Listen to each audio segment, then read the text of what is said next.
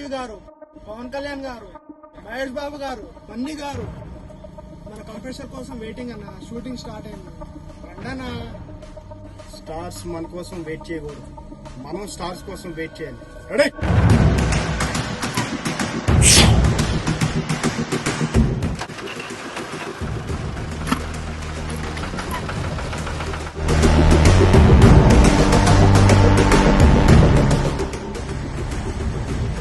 బయలుదేరాడు.